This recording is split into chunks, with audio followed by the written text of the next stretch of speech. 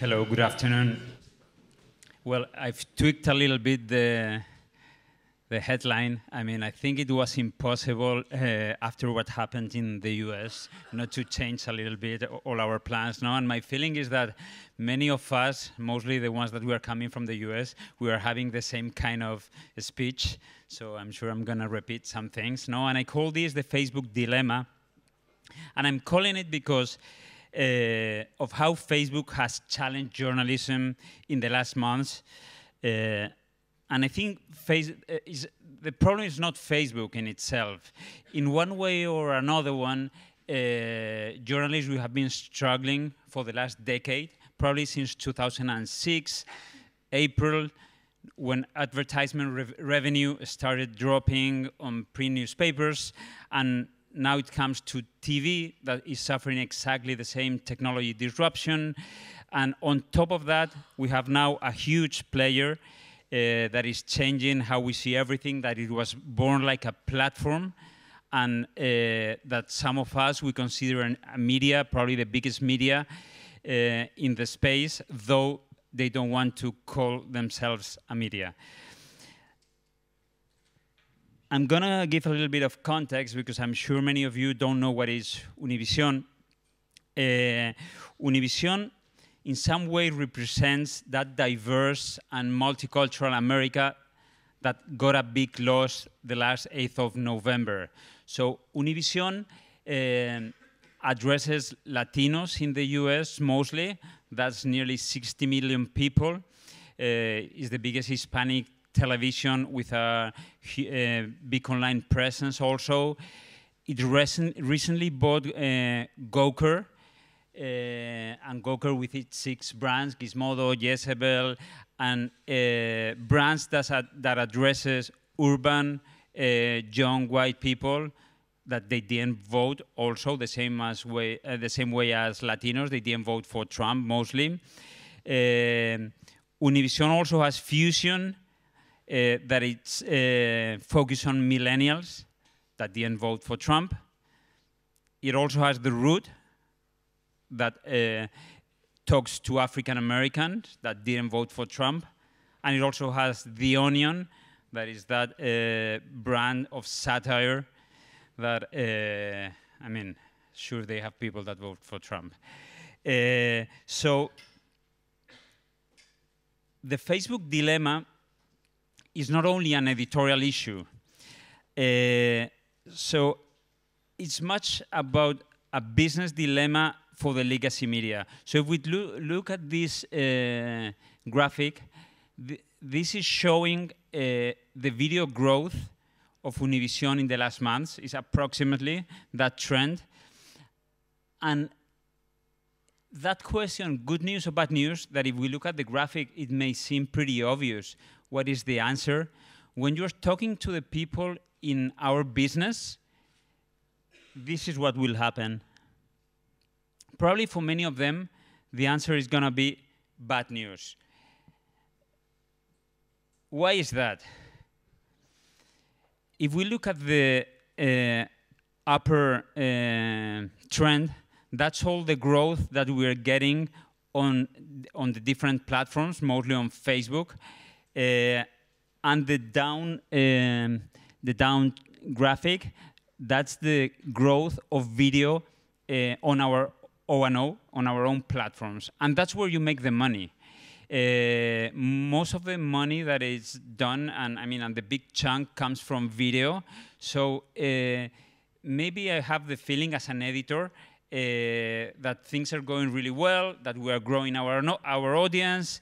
But then you go and speak to the business side of the company, and they will tell you, no, this is bad news. No? So we have a huge dependence on growing our audience on Facebook, but not so much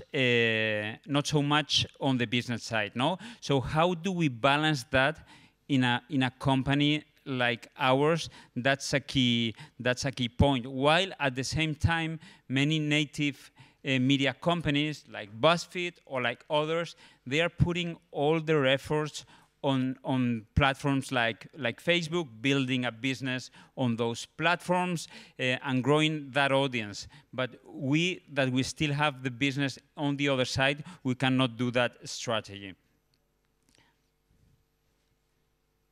So, beside all the business dilemmas that Facebook generates, we have had some big problems during the campaign where journalists had full responsibility. In the last weeks, we have focused a lot on fake stories and on that huge story on Facebook. But covers like this one in New York Magazine that they came out just, I think, a couple of weeks before the elections, they have nothing to do with Facebook. So I think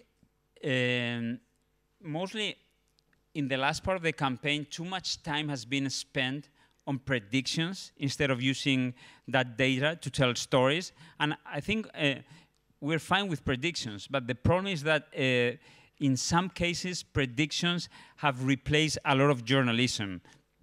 I think there has been also a big doses of wishful thinking as a consequence of living in bubbles, and that took media to make a lot of mistakes.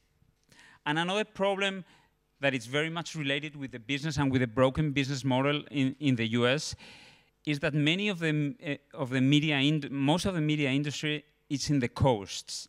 So it's in California, it's in the north, it's in the east, but in those states like Wisconsin, Pennsylvania, those states that really decided the elections, media industry is broken and local newspapers have disappeared from many of them. So the consumption of media has gone a lot to Facebook, and of course they had access to all that big story that was going on with fake news.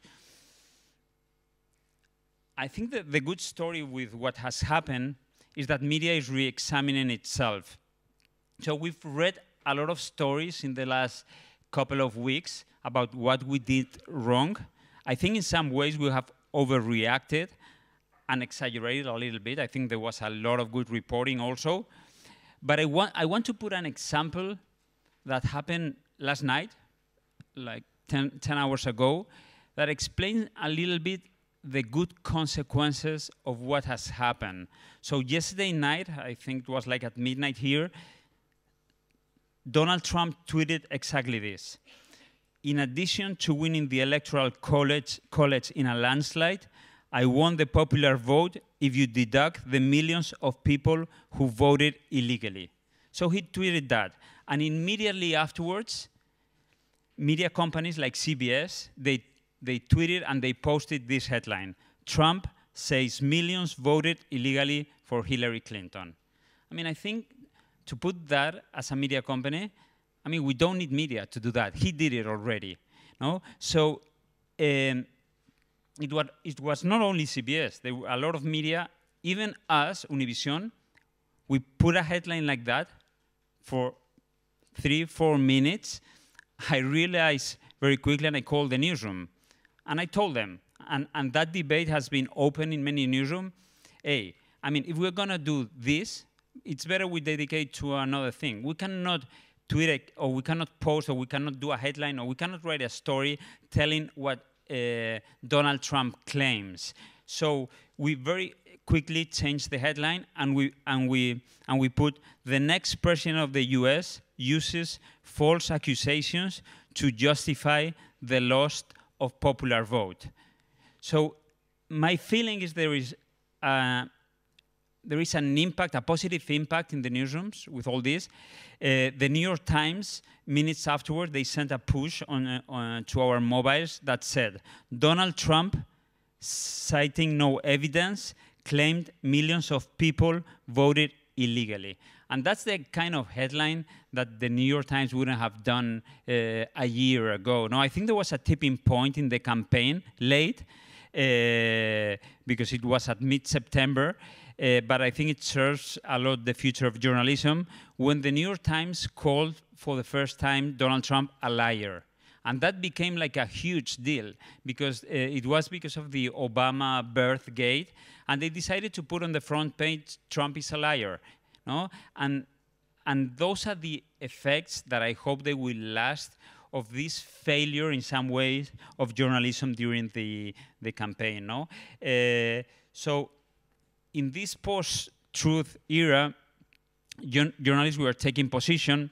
We don't control any more distribution. I think we saw this infographic before, this BuzzFeed investigation, where you can see how fake news had got a lot more of engagement in the last days of the election against stories from big media like New York Times or like Washington Post. No? So in a world where we don't control investigation, our role is going to be really, really very important if we double down in the basics, if we double down in investigation, if we double down in reporting, and also important if we fight in that space where those kind of fake media are giving their battle. No? So I recommend you, if you can read a story that was written at Columbia Journalism Review by Ben Smith, how important it is for us to go to that digital space and fight, because we cannot wait until Facebook fixes the stuff. We have to give the fight, and we have to give that fight where it's happening, no? And that's happening on Facebook. There are some things, of course, that Facebook can do. So if you look here, Facebook stories or real stories, I mean, it's very difficult to differentiate in your timeline what is what, no? So in some ways, the idea of branding and how can Facebook help giving more relevance to our brands, that's the kind of things they can do. But in the meantime, I mean, as I said before, no, we have to focus how we're gonna use our power as media. No? In our case at Univision, months ago, we launched a fact-checking platform. It was the first fact-checking platform in Spanish language, and we put a lot of resources during the campaign. So from now on, this is going to be our main priorities, doing things like that, or things like this. No? At the beginning of the campaign, this happened nearly more than a year ago, Jorge Ramos, our main anchor, he challenged Donald Trump. No? That was August 2015. He challenged Donald Trump in a press conference. Or Enrique Acevedo, that is another anchor, he translated to a citizen what was happening in a debate organized. So I think these two images, they represent a lot what journalists can do. That is, challenging the powerful and speaking to the people that need help. So thank you very much.